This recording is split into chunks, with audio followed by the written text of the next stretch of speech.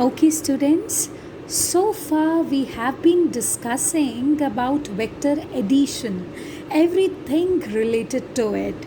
We have discussed the laws for vector addition, we have discussed the facts about vector addition. Now we are going to the major problem, okay, of vector addition, that is how to solve the numericals based upon vector addition. So, the first numerical that we are going to discuss is here. So, it says that you have two forces. Okay, first force is F vector, and the second force is 2F vector. They both are acting on a particle. Suppose if the first force is doubled, so that now it becomes 2F, and the second force is increased by 20 newtons, so that now it becomes 2F plus 20. The direction of resultant remains unaltered. So now find out the value of bigger force. So let's have an insight what the question actually says. आपके पास two forces हैं, आपने उन्हें increase किया, but eventually even when you have made some changes, even then the resultants direction is unaltered. It is absolutely the same as it was before. So first of all, you had first force as F vector, the second force as 2F vector, and suppose in that case this was the resultant and its direction was some beta, right? Some angle called beta. So now when the changes have been made, now this F vector is no longer F, rather it is 2F, and this 2F is no longer 2F, rather it is 2F plus 20. So this time you are having two vectors, two different vectors than the previous case, and this will be the resultant. But even then the angle made by the resultant with the first vector is again beta, even though you have made changes. So that's what they are saying. So we need to find out the value of the bigger force. See, when people say that the direction of resultant is unaltered, unchanged, that means उसका angle change नहीं हुआ जो वो first vector के साथ form कर रहा है, right? So we'll be solving it now. So tan beta is equal to b sin theta divided by a plus b cos theta.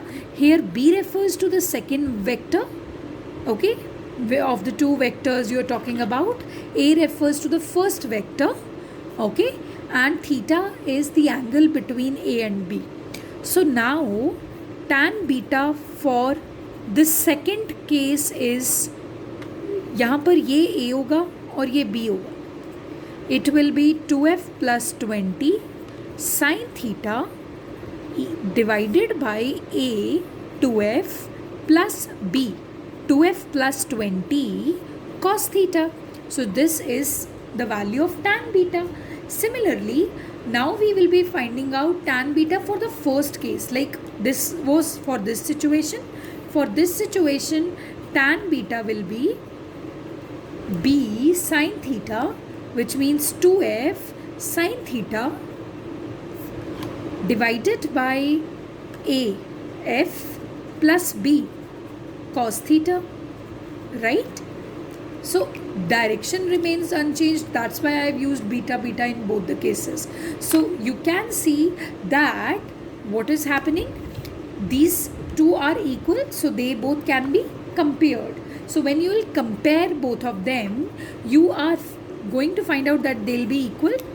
2F plus 20 sin theta divided by 2F plus 2F plus 20 cos theta equals to 2F sin theta divided by F plus 2F cos theta.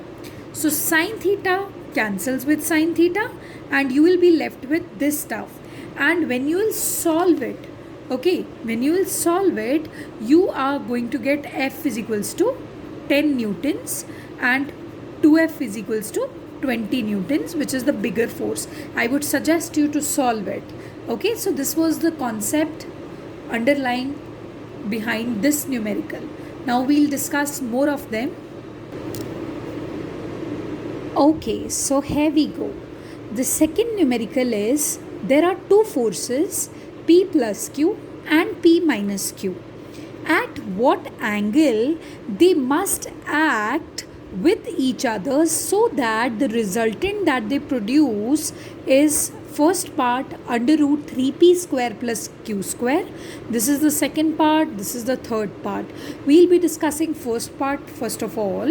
So right now, right here you have two forces, which is P plus Q. This one is P minus Q. We are not knowing the angle between them. Like you can take P minus Q like this. We are not knowing the angle between them. Okay. But what we know is their resultant is this. By the parallelogram law, you must be knowing that the diagonal of the parallelogram gives you the resultant of the two vectors, right? So this is the resultant. So अभी क्या है, आपको angle find out करना है. Okay, you need to find out this angle. So how to go about it? See, we know that R equals to under the root a square plus b square plus 2ab cos theta. Here R is a resultant of two vectors, a vector and b vector. Okay, and theta is the angle between a vector and b vector. Here in place of a vector, let us consider we have p plus q. In place of b vector, let us consider we have p minus q. So how to go about it? R equals to under root p plus q whole square, p minus q whole square plus 2 into p plus q, p minus q cos theta. Okay, now we need to find out this theta actually. So R, in place of R, see, we know that in the first part the resultant is given this, under root 3p square plus q square equals to under the root p square plus q square plus 2pq plus p square plus q square minus 2pq plus 2p square minus q square cos theta, because it's a plus b, a minus b equals to a square minus b square. Now taking squaring both the sides, these root signs will not be there, will no longer be there. So it will become 3p square plus q square equals to, okay, so here it goes, it becomes 2p square plus 2q square plus 2p square minus q square cos theta, right? So after that you have here 3p square plus q square minus 2p square minus 2q square equals to 2p square minus q square cos theta. So 3p square minus 2p square p square, and this becomes q square equals to 2p square minus q square cos theta, right? So cos theta equals to, basically this stuff cancels, cos theta equals to 1 by 2 and theta is equals to 60 degree. So this is the way we will be finding out the angle between p plus q and p minus q when the resultant's magnitude is given to us. Okay, now these are the two parts that I leave for you to do. Okay, so you are going to comment down the video that what are the two angles that you have got for these two